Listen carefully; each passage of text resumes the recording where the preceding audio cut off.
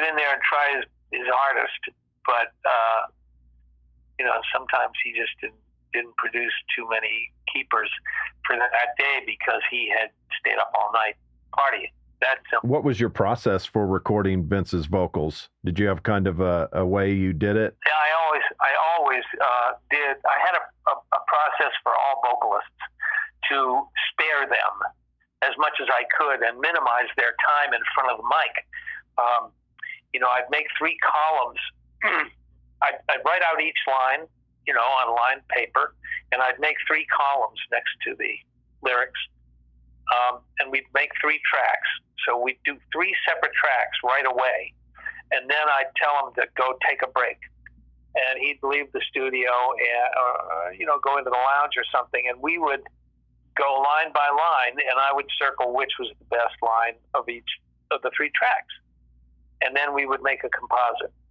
We would simply bounce all the various lines to one track.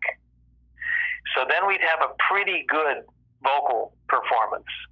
And then I'd do 2 more tracks. And then we'd compare those 2 to the good vocal performance. And so the vocalist would have sung the song 5 times.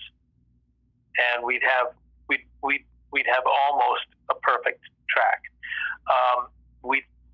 I'd underline or highlight parts that still needed to be worked on, and we would work only on those lines or words that needed to be improved. Most of the time with a normal vocalist,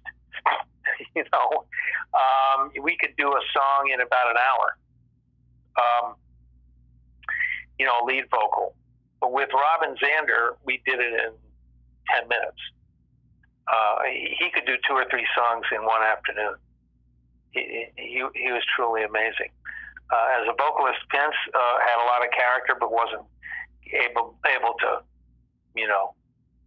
to do that much work all at once.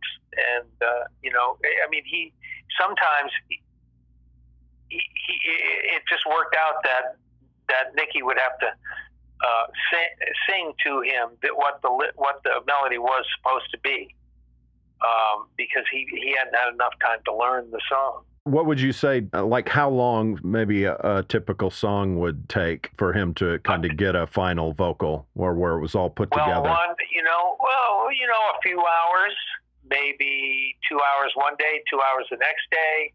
And once he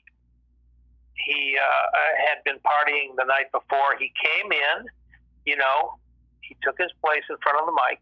We worked with him for several hours, and we kept one line. Do you remember what song or what line that was, by any chance? I do not, but that wasn't on Shout. The one-line day was on, I think, on Girls, Girls, Girls.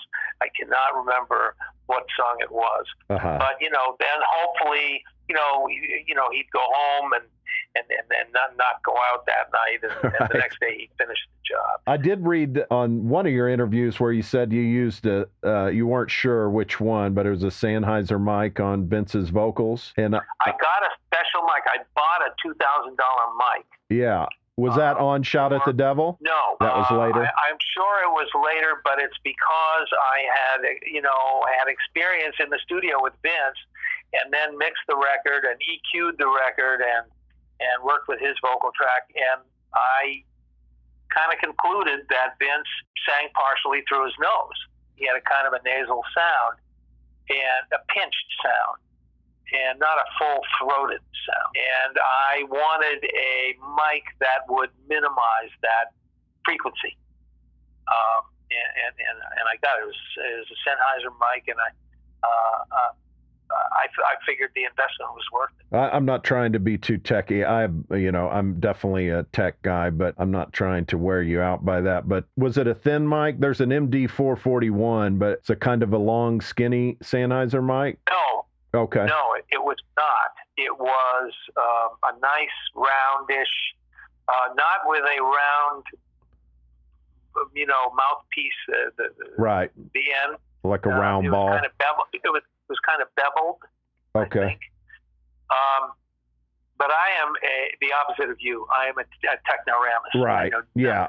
Yeah, that's why I didn't gear. I thought I'd just see if that was possibly that one. I depended totally on my engineer for everything.